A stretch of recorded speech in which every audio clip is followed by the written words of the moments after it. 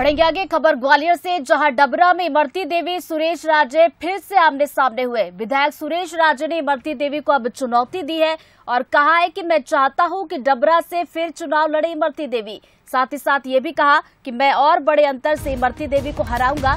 तो ये सुरेश राजे ने कहा है। और साथ ही साथ देखिए, जब सुरेश राजे ने ये कहा, चुनौती दी, उसके बाद इमरती देवी का पलटवार भी आया है। इमरती देवी ने पलटवार करते हुए कहा कि जनता फैसला करेगी। रिश्ते में अगर देखा जाए तो सुरेश राजे और इमरती देवी के समधी है और 2020 के उपचुनाव में इमरती देवी को हार भी मिली थी। तो वही सुरेश राजे ने इमरती देवी को मात दी थी। आपको ये भी बता दें कि इमरती देवी की बात की जाए तो कांग्रेस छोड़कर वो बीजेपी में शामिल हुई थी। तो ग्वालियर से खबर आपको एक बार फिर से बता दें कि डबरा में इमरती देवी सुरेश राजे फिर से आमने सामने हुए। क्या कुछ कहा है, सुनवाते हैं। खुल के बोलना चाहता हूं, मैं चाहता हूं दिल से कि भारतीय जनता पार्टी उन्हें टिकट दे और हमारा मुकाबला पुनः इमरती देवी से हो। नहीं, मैंने कहा ना, मैं कब कह रहा हूं साहब, मैं तो कह रहा हूं ना, हम तो चाहते हैं कि भारतीय जनता पार्टी उन्हें टिकट दे और हमारा मुकाबला वहीं हो। नहीं, मेरा ऐसा कुछ नहीं कहना। मेरा ये कहना है कि मैं बिल्कुल ये नहीं चाहता कि लोग किंतु परंतु करे या भारतीय जनता पार्टी किंतु परंतु करे कि ऐसा होता तो वैसा हो जाता। मैंने कहा ना, हम पूरी तरह तैयार हैं।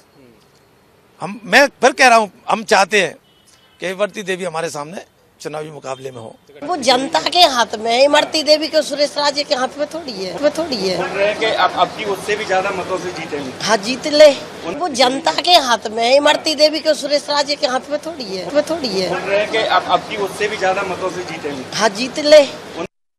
चलिए, इस पर ज्यादा बातचीत के लिए हमारे सहयोगी उमेश हमारे साथ जुड़ गए। सीधा उनका रुख करेंगे। उमेश, देखिए चुनावी साल है और ऐसे में समधी सुरेश अपनी समधन इमरती को सीधा यहाँ पर चुनौती दे रहे हैं कि वो मैदान में उतरे और उनको बड़े अंतर से हराएंगे।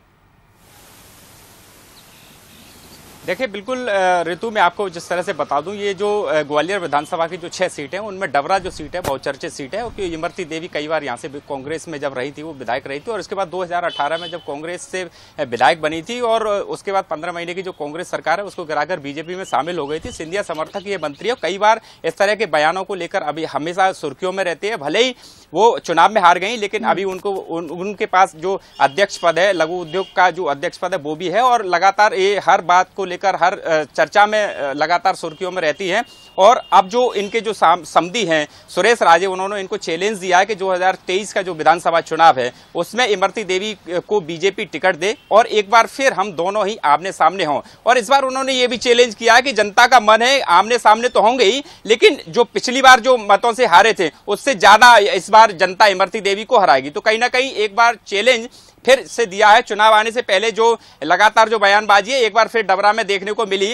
हालांकि इसका जो इमरती देवी है उन्होंने पलटवार भी किया है और उन्होंने कहा है कि जो सुरेश राजे हैं वो कौन होते हैं जीत और हार का फैसला करने वाले। ये तो जीत हार का फैसला करने वाली हमारी जनता है और अगर वो इस तरह का चैलेंज देते हैं तो मैदान में आ जाए, देख लेंगे उस समय जब चुनाव होगा तब देख लेंगे। और कुल मिलाकर अब जो बयानबाजी का दौर है वो एक बार 2023 के चुनाव से पहले एक बार फिर शुरू हो गया है।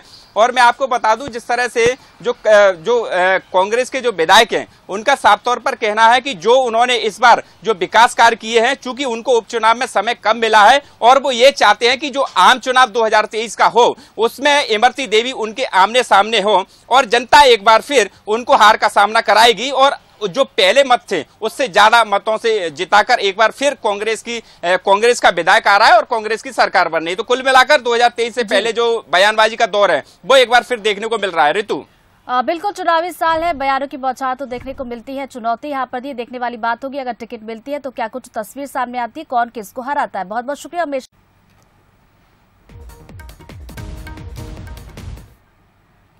अगली